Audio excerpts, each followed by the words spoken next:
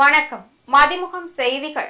இன்றைய முக்கிய நிகழ்வுகளை பார்ப்பதற்கு முன்பாக தலைப்பு செய்திகளை பார்க்கலாம்.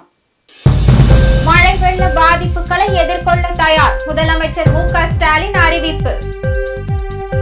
நாடாளுமன்ற தாக்குதல் 23ஆம் ஆண்டு நினைவு தினம். பிரதமர் மோடி, காங்கிரஸ் மூத்த தலைவர் ராகுல் காந்தி மரியாதை.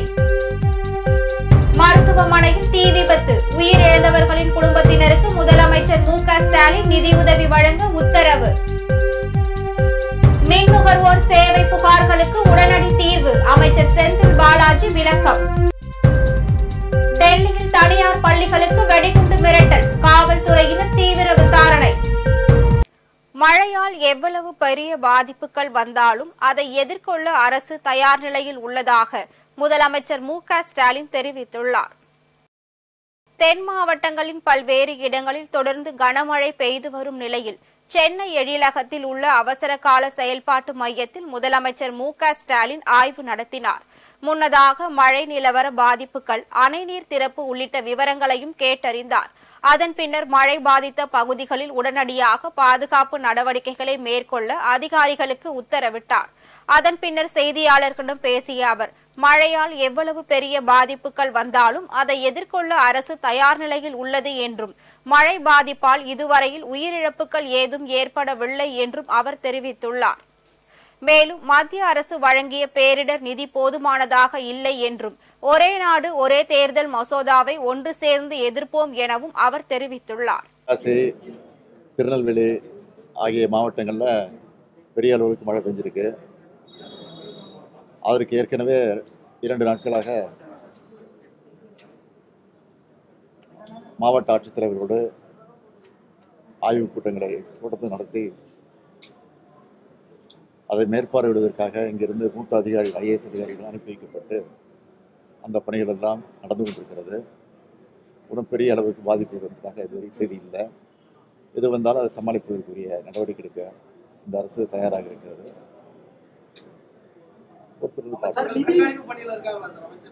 தென்காசி பகுதிக்கு KKSR அமைச்சர் போக சொல்லியிருக்கிறோம். திருநெல்வேலிக்கு நேரு ஏற்கனவே போயிட்டு வந்திருக்கிறாரு. மறுபடியும் திருச்சிக்கு பாதிப்பு வந்து மழை பெஞ்சதுனால அங்கே வந்திருக்கிறாரு. மறுபடியும் திருநெல்வேலி போக சொல்லியிருக்கிறோம். அதே பேரிடர் நிதி வந்து தொடர்ச்சியாக நம்ம கேட்டுட்டு இருக்கோம். நேற்று கூட நாடாளுமன்றத்தில் உறுப்பினர்கள் பேசினாங்க. ஆனால் கம்மியாகவே தமிழ்நாடு, கேரளா உள்ளிட்ட மாநிலங்களுக்குலாம் கொடுக்குறாங்க. என்ன மாதிரி அழுத்தம் கொடுக்கும்? ஊடகத்தில் இருக்கக்கூடிய நீங்கள் எல்லாம் கொஞ்சம் அது தொடர்ந்து எழுதுனீங்கன்னா அதுவே பெரிய அழுத்தமாக இருக்கும். அது சொல்லுங்க. அது எப்படி போதும்? அது எப்படி போதும்? திறந்து விடப்படுவதற்கு முன்னெச்சரிக்கை நடவடிக்கைக்காக அலாம் கொடுக்கப்படுவது. எல்லா பொதுமக்களும் அங்கிருந்து அப்புறப்படுத்தி வேறு இடத்துக்கு பாதுகாப்பாக முகாம்களை தக்க வைக்கப்பட்டிருக்கிற சில இடங்களில், தேவைப்படும் இடங்களில் அந்த ஏற்பாடுகள் செய்யப்பட்டு. நாடாளுமன்ற தாக்குதல் சம்பவத்தின் 23ஆம் ஆண்டு நினைவு தினத்தை ஒட்டி பிரதமர் மோடி, எதிர்க்கட்சித் தலைவர் ராகுல் காந்தி மரியாதை செலுத்தினர். கடந்த 2001ஆம் ஆண்டு டிசம்பர் 13ஆம் தேதி காலை சுமார் 11:30 மணி அளவில் நாடாளுமன்ற வளாகத்திற்குள் போலியான அடையாள அட்டைகளை காண்பித்து 5 பேர் கொண்ட பயங்கரவாத கும்பல் பலத்த ஆயுதங்களுடன் நுழைந்து தாக்குதலில் ஈடுபட்டனர். பாகிஸ்தானை சேர்ந்த இந்த பயங்கரவாத அமைப்பு நடத்திய தாக்குதலில் 6 பாதுகாப்பு படையினர், 2 நாடாளுமன்ற வளாக பாதுகாவலர்கள் மற்றும் தோட்ட பணியாளர் உட்பட 9 பேர் உயிரிழந்தனர். இந்நிலையில் நாடாளுமன்ற தாக்குதல் சம்பவத்தின் 23ஆம் ஆண்டு நினைவு தினத்தை ஒட்டி பிரதமர் மோடி, எதிர்க்கட்சித் தலைவர் ராகுல் காந்தி மரியாதை செலுத்தினர். தனியார் மருத்துவமனையில் ஏற்பட்ட தீ விபத்தில் உயிரிழந்தவர்களின் குடும்பத்திற்கு முதலமைச்சர் மு.க. ஸ்டாலின் நிதியுதவி வழங்க உத்தரவிட்டுள்ளார். திண்டுக்கல் மாநகராட்சி பகுதியில் உள்ள ஒரு தனியார் மருத்துவமனையில் நேற்று இரவு எதிர்பாராத விதமாக ஏற்பட்ட தீ விபத்தில் மணிமுருகன், மாரியம்மாள், சுருளி, சுப்புலட்சுமி, ராஜசேகர், கோபிகா ஆகியோர் உயிரிழந்தனர் என்ற செய்தி அறிந்து மிகவும் வருத்தமும் வேதனையும் அடைந்தேன் என குறிப்பிட்டுள்ளார். மேலும் இந்த விபத்தில் பலத்த காயம் அடைந்தவர்கள் அருகில் உள்ள அரசு மற்றும் தனியார் மருத்துவமனைகளில் அனுமதிக்கப்பட்டுள்ள நிலையில் அவர்களுக்கு சிறப்பான சிகிச்சை அளிக்கவும் உத்தரவிட்டுள்ளதாகவும் முதலமைச்சர் தெரிவித்துள்ளார். மேலும் இந்த தீ விபத்தில் உயிரிழந்த 6 நபர்களின் குடும்பத்தினருக்கு இரங்கலையும் ஆறுதலையும் தெரிவித்துக் கொள்வதோடு முதலமைச்சரின் பொது நிவாரண நிதியில் இருந்து தலா 3 லட்சம் ரூபாயும், பலத்த காயமடைந்து தீவிர சிகிச்சை பிரிவில் சிகிச்சை பெற்று வருபவர்களுக்கு தலா 1 லட்சம் ரூபாயும், லேசான காயமடைந்து சிகிச்சை பெறுபவர்களுக்கு தலா 50,000 ரூபாயும் வழங்கிட உத்தரவிட்டுள்ளதாக குறிப்பிட்டுள்ளார். தமிழகத்தில் மின் நுகர்வோர் சேவை மையம் மூலம் பெறப்படும் புகார்களுக்கு உடனடி தீர்வு பெறப்பட்டு வருவதாக மின்சாரத்துறை அமைச்சர் செந்தில் பாலாஜி தகவல் தெரிவித்துள்ளார். பொள்ளாச்சி வடக்கு ஒன்றியத்துக்கு உட்பட்ட பல்வேறு கிராமங்களில் புதிய தார் சாலைகள் அமைப்பதற்கான பூமி பூஜை மற்றும் முடிவுற்ற பணிகளை மக்கள் பயன்பாட்டிற்கு கொண்டுவரும் நிகழ்ச்சி நடைபெற்றது. இதில் தமிழக மின்சாரம் மற்றும் மதுவிலக்கு ஆய தீர்வைத்துறை அமைச்சர் செந்தில் பாலாஜி கலந்து கொண்டு 5 கோடி ரூபாய் செலவில் புதிய தார் சாலைகள் அமைக்கும் பணிகளை தொடங்கி வைத்தும் முடிவுற்ற பணிகளை மக்கள் பயன்பாட்டிற்கும் கொண்டு வந்தார். பின்னர் செய்தியாளர்களிடம் பேசிய அவர், கோவை மாவட்டத்தின் வளர்ச்சியில் முதல்வர் தனி கவனம் செலுத்தி பல்வேறு திட்டங்களை செயல்படுத்தி வருவதாக தெரிவித்தார். மேலும் தமிழகத்தில் மின்சாரத்துறை சார்ந்த புகார்களை பெறுவதற்காக மின்னகம் மின் நுகர்வோர் சேவை மையம் செயல்படுத்தப்பட்டு வருகிறது என தெரிவித்த அவர், அந்த சேவை மையம் மூலம் தினம்தோறும் 3000 முதல் 4000 புகார்கள் பெறப்பட்டு வருவதாகவும், அதை சம்பந்தப்பட்ட அலுவலகத்திற்கு அனுப்பி வைக்கப்பட்டு 98.5% புகார்களுக்கு உடனுக்குடன் தீர்வு காணப்பட்டு வருகிறது என்று கூறியுள்ளார். மேலும் மீதமுள்ள புகார்கள் சம்பந்தப்பட்ட பகுதிகளுக்கு நேரடியாக சென்று ஓரிரு நாட்களில் தீர்வு காணப்பட்டு சரி செய்யப்படும் என அவர் தெரிவித்துள்ளார். மின்சாரத்துறை சார்ந்த புகார்களை பெறுவதற்காக தமிழ்நாடு முழுவதும் ஒரே செல் நம்பர் அறிவிக்கப்பட்டு அது பொதுமக்களுடைய பயன்பாட்டிற்கு மனு முதலமைச்சர்கள் கொண்டு வந்தார்கள். நாளொன்றுக்கு குறைந்தபட்சம் 3000 அழைப்புகள் தொடங்கி 4000 அழைப்புகள் என அந்த அழைப்புகள் வந்து கொண்டிருக்கின்றன. சில நாட்கள் 2000 அழைப்புகள் வருகின்றன. வரக்கூடிய அழைப்புகள் சம்பந்தப்பட்ட அலுவலகங்களுக்கு அனுப்பி வைக்கப்பட்டு உடனுக்குடன் தீர்வு காணப்படுகின்றன. 98.5% புகார்களுக்கு உடனுக்குடன் தீர்வு காணப்படுகின்றன. மீதம் இருக்கக்கூடிய புகார்கள் அந்த பகுதிகளுக்கு நேரடியாக சென்று 2 நாட்களில் அந்த புகார்களுக்கும் தீர்வு காணப்படுகின்றன. எனவே மின் விநியோகத்தில் ஏதேனும் பாதிப்பு ஏற்பட்டால் அந்த புகார்கள் உடனுக்குடன் தீர்வு காணப்படுகின்றன. புதிய மின் இணைப்பு கேட்டு அல்லது மின் இணைப்பு மாற்றங்கள் குறித்து கோரிக்கைகள் வைத்தால் 2 நாட்களில் அவர்களுடைய அந்த கோரிக்கைகளும் நிறைவேற்றப்படுகிறது.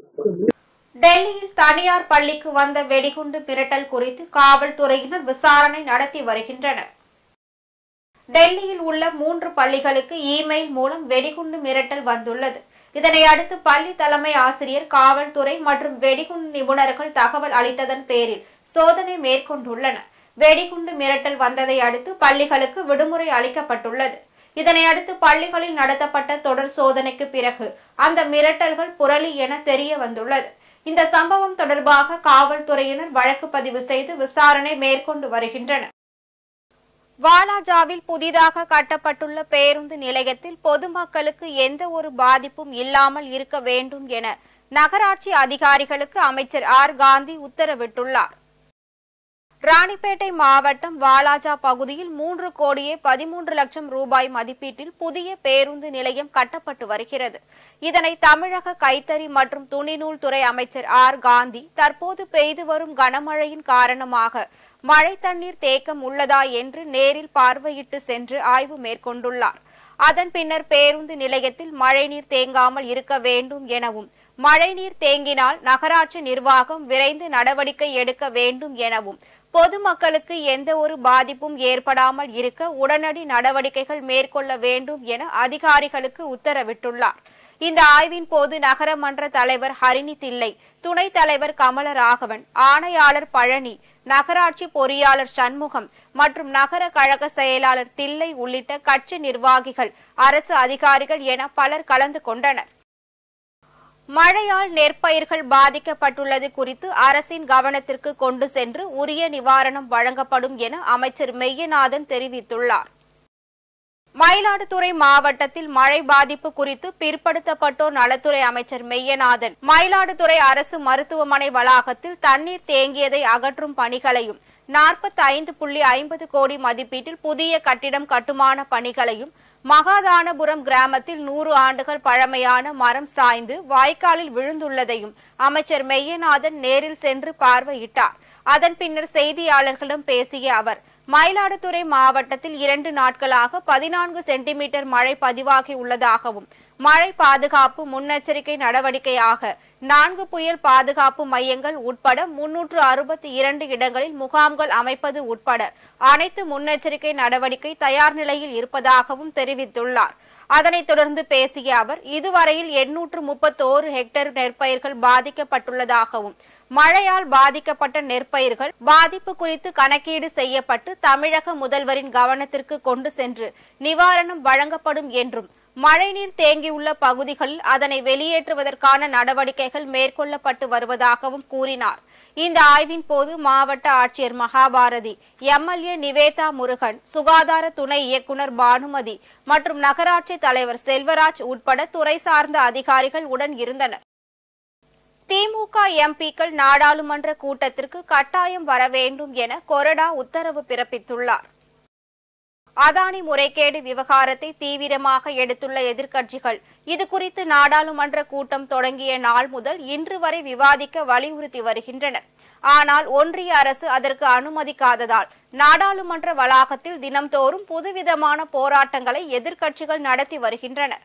இதனால் இரு அவைகளிலும் அலுவல்கள் பாதிக்கப்பட்டுள்ளது. இந்நிலையில் ஒன்றிய அரசு ஏற்கனவே ஒரே நாடு ஒரே தேர்தல் மசோதாவிற்கு ஒப்புதல் அளித்த நிலையில் இந்த கூட்டத்தொடரிலேயே அதனை தாக்கல் செய்ய வாய்ப்பு உள்ளதாக தகவல் வெளியாகியுள்ளது.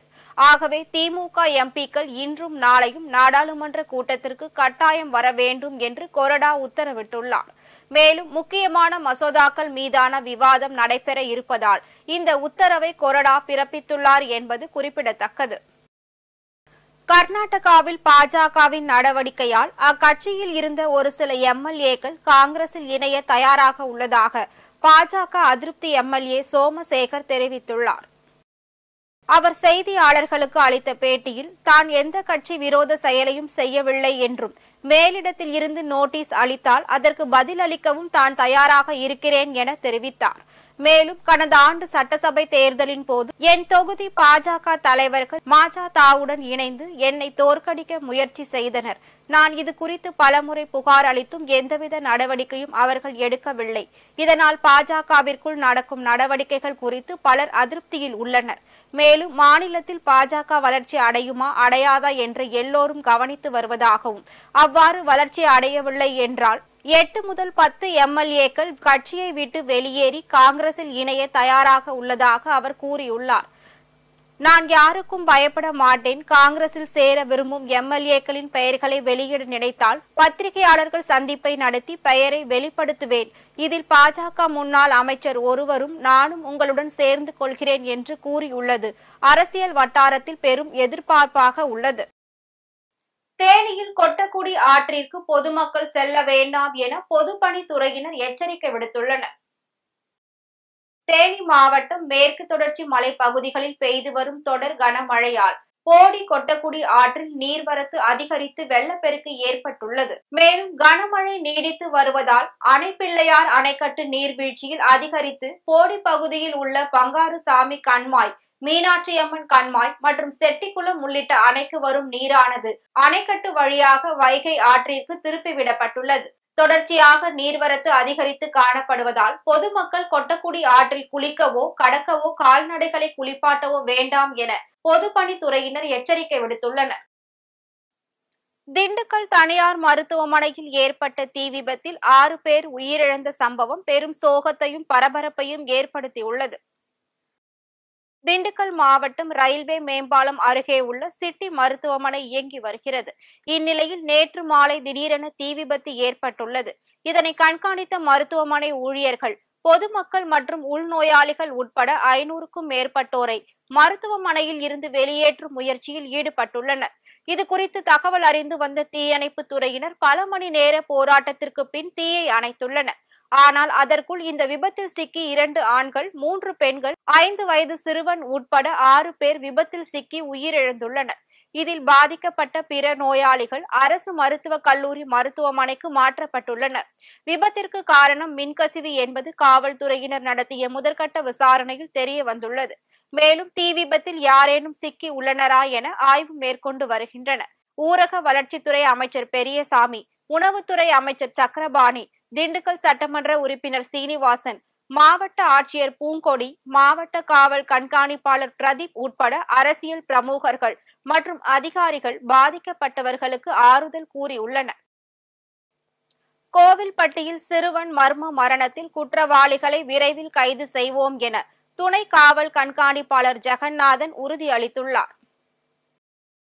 தூத்துக்குடி மாவட்டம் கோவில்பட்டி காந்திநகர் பகுதியை சேர்ந்த கார்த்திக் என்பவரின் இளைய மகன் கருப்பசாமி கடந்த டிசம்பர் 9ஆம் தேதி அன்று காணாமல் போனதாக சொல்லப்படுகிறது. அதன் பின்னர் அந்த சிறுவன் வீட்டின் அருகே சடலமாக மீட்கப்பட்டுள்ளார். இதுகுறித்து காவல்துறையினர் வழக்கு பதிவு செய்து மாவட்ட எஸ்பி ஆல்பர்ட் ஜான் மேற்பார்வையில் 10 தனிப்படைகள் அமைத்து விசாரணை நடத்தி வருகின்றனர். முதற்கட்ட விசாரணையில் சிறுவன் மூச்சு திணறல் காரணமாக உயிர் இழந்துள்ளது தெரிய வந்துள்ளது. மேலும் சிறுவன் காணாமல் போன அன்று தங்க நகைகள் அணிந்திருந்ததால் கடத்தப்பட்டு இருக்கலாம் என்று பல்வேறு கோணங்களில் விசாரணையை தொடங்கியுள்ளனர். இந்நிலையில் சிறுவனின் பெற்றோர் தற்கொலைக்கு முயன்றுள்ளனர். இதுகுறித்து தகவல் அறிந்த துணை காவல் கண்காணிப்பாளர் ஜெகநாதன் சிறுவனின் குடும்பத்தினரை சந்தித்து குற்றவாளிகளை உறுதியாக கைது செய்வோம் என்றும் தவறான முடிவுகளை மேற்கொள்ள வேண்டாம் என்றும் கேட்டுக் கொண்டுள்ளார். என் பிள்ளைக்கு நீதி வாங்கி கொடுக்கணும்ல. 3 நாள் ஆச்சு. போலீஸ் என்ன சொல்றாங்க? போலீஸ் தேடிக்கிட்டே விசாரிச்சுட்டே இருக்குன்னு அவங்க வேலையை அவங்க பாக்குறாங்க. நான் இல்லைன்னு சொல்லல, அவங்கள குத்தம் சொல்லலாம். ஆனா சீக்கிரம் கொஞ்சம் சூட்டா சீக்கிரம் பண்ணா எங்களுக்கு கொஞ்சம் ஆறுதலா இருக்கும்ல. நாங்களும் மனசை போட்டு குழப்பிட்டு இருக்கோம்ல. அதுக்கிட்டே நான் இருக்கேன். சீக்கிரம் எவ்வளவு சூட்டா நீங்க பண்ணி நீதான் எங்களுக்கு கண்டுபிடிச்சாதான் நாங்க யாருன்னு எங்களுக்கும் தெரியும். நாங்க கொஞ்சம் ஆறுதலா இருப்போம். கொஞ்சம் இழுத்துக்கிட்டே போக நாங்க பெத்தவங்க தவிக்கிறோம்ல. நல்லாவா இருக்கு. அவங்க வேலையை அவங்க சுத்தம் சொல்லலாம்னா ஆனா சீக்கிரம் சுட்டோட பண்ணி கொடுங்க. அதனால நான் சீக்கிரம் ரெடி பண்ணேன். திருப்பூர் அமனலிங்கேஸ்வரர் கோவிலுக்கு செல்ல தடை விதிக்கப்பட்டுள்ளது. மேற்கு தொடர்ச்சி மலை பகுதிகளில் பெய்து வரும் தொடர் கனமழையின் காரணமாக திருப்பூர் மாவட்டம் உடுமலை அடுத்த திருமூர்த்தி மலை அமனலிங்கேஸ்வரர் கோவில் தோனி ஆற்றில் வெள்ளப்பெருக்கு ஏற்பட்டுள்ளது. இதனால் பிரகார பகுதிகளில் வெள்ள நீர் ஆர்ப்பரித்து செல்கிறது. மேலும் குருமலை, குளிப்பட்டி, ஜல்லிமுத்தான பாறை ஆகிய பகுதிகள் பலத்த மழை பெய்ததை தொடர்ந்து பக்தர்கள் கோவிலுக்கு செல்ல தடை விதிக்கப்பட்டுள்ளது. திருப்பரங்குன்றம் முருகன் கோவில் பட்டாபிஷேக விழாவில் திரளான பக்தர்கள் பங்கேற்று சுவாமி தரிசனம் செய்தனர். திருப்பரங்குன்றம் முருகன் கோவிலில் கார்த்திகை தீப திருவிழா கடந்த 5ஆம் தேதி கொடியேற்றத்துடன் தொடங்கியது. திருவிழாவை ஒட்டி முருகன் வள்ளி தெய்வானையுடன் தங்க சப்பரத்தில் வீதி உலா வந்து பக்தர்களுக்கு காட்சி கொடுத்துள்ளார். திருவிழாவின் முக்கிய நிகழ்ச்சியான பட்டாபிஷேகம் வெகு விமர்சையாக நடைபெற்றது. அதன் பின்னர் திருமஞ்சனம் நிகழ்ச்சியும் யாக பூஜைகளுடன் மகா அபிஷேகமும் நடைபெற்றது. இதில் திரளான பக்தர்கள் பங்கேற்று சுவாமி தரிசனம் செய்து வழிபட்டனர். வாணியம்பாடியில் பள்ளி மாணவியிடம் பாலியல் சீண்டலில் ஈடுபட்ட இளைஞரை போக்சோ சட்டத்தின் கீழ் கைது செய்து சிறையில் அடைத்துள்ளனர். திருப்பத்தூர் மாவட்டம் வாணியம்பாடி அருகே வீட்டில் தனியாக இருந்த பள்ளி மாணவியிடம் அதே பகுதியை சேர்ந்த ஜமீர் அகமது என்ற இளைஞர் பாலியல் சீண்டலில் ஈடுபட்டுள்ளார். இதுகுறித்து மாணவியின் தாய் அளித்த புகாரின் பேரில் காவல்துறையினர் ஜமீர் அகமதை போக்சோ சட்டத்தின் கீழ் கைது செய்து நீதிமன்றத்தில் ஆஜர்படுத்தி சிறையில் அடைத்தனர். இந்த சம்பவம் அப்பகுதி மக்களிடையே பெரும் அதிர்ச்சியை ஏற்படுத்தியுள்ளது. திருவண்ணாமலை அண்ணாமலையார் கோவிலில் பரணி தீபம் ஏற்றப்பட்டது. திருவண்ணாமலை அண்ணாமலையார் கோவிலில் மகா தீப திருவிழா கடந்த 4ஆம் தேதி அன்று கொடியேற்றத்துடன் தொடங்கி வெகு விமர்சையாக நடைபெற்று வருகிறது.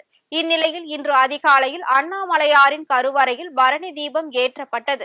இதில் லட்சக்கணக்கான பக்தர்கள் பங்கேற்று அரோகரா கோஷங்கள் முழக்கத்துடன் பரணி தீப தரிசனம் செய்தனர். பக்தர்கள் வசதிக்காக சென்னையில் இருந்து 1982 பேருந்துகள் உட்பட தமிழகம் முழுவதும் இருந்து 20,109 அரசு பேருந்துகள் இயக்கப்பட்டுள்ளது. சென்னையில் இருந்து 1982 பேருந்துகள் உட்பட தமிழகம் முழுவதிலும் இருந்து 10,109 அரசு சிறப்பு பேருந்துகள் இயக்கப்பட்டுள்ளது. காசாவில் உடனடி போர் நிறுத்த தீர்மானத்திற்கு ஐநா ஒப்புதல் அளித்துள்ள நிலையில் 158 நாடுகள் ஆதரவு தெரிவித்துள்ளன. காசாவில் உடனடி போர் நிறுத்தத்தை கோரும் தீர்மானத்திற்கு ஐநா பொதுசபை ஒப்புதல் அளித்துள்ளது. ஐநா பொதுசபையின் தீர்மானம் சட்டப்பூர்வமாக கட்டுப்படுத்தப்படுவதில்லை என்றாலும் அது உலக நாடுகள் தங்களுடைய கருத்தை தெரிவித்துள்ளன. இதில் 193 உறுப்பு நாடுகளில் இந்தியா உட்பட 158 நாடுகள் காசாவில் உடனடி போர் நிறுத்தத்தை வலியுறுத்தியும், மறுபக்கம் இஸ்ரேல், அமெரிக்க உள்ளிட்ட 9 நாடுகள் காசாவிற்கு எதிராகவும் வாக்களித்துள்ளனர். அதில் 13 நாடுகள் வாக்களிப்பில் பங்கேற்காமல் புறக்கணித்துள்ளதாக ஐநா தெரிவித்துள்ளது. மீண்டும் தலைப்புச் செய்திகள். மழை வெள்ள பாதிப்புகளை எதிர்கொள்ள தயார், முதலமைச்சர் மு.க. ஸ்டாலின் அறிவிப்பு. நாடாளுமன்ற தாக்குதல் 23ஆம் ஆண்டு நினைவு தினம், பிரதமர் மோடி, காங்கிரஸ் மூத்த தலைவர் ராகுல் காந்தி மரியாதை. மருத்துவமனையில் தீ விபத்து, உயிரிழந்தவர்களின் குடும்பத்தினருக்கு முதலமைச்சர் மு.க. ஸ்டாலின் நிதியுதவி வழங்க உத்தரவு. மின் நுகர்வோர் சேவை புகார்களுக்கு உடனடி தீர்வு, அமைச்சர் செந்தில் பாலாஜி விளக்கம். டெல்லியில் தனியார் பள்ளிகளுக்கு வெடிகுண்டு மிரட்டல், காவல்துறையினர் தீவிர விசாரணை. இத்துடன் செய்திகள் நிறைவடைந்தன. மீண்டும் செய்திகள் இரவு 8 மணிக்கு. மேலும் செய்திகளை தெரிந்து கொள்ள மதிமுகம் பிரைம் யூடியூப் தளத்தில் இணைந்திருங்கள்.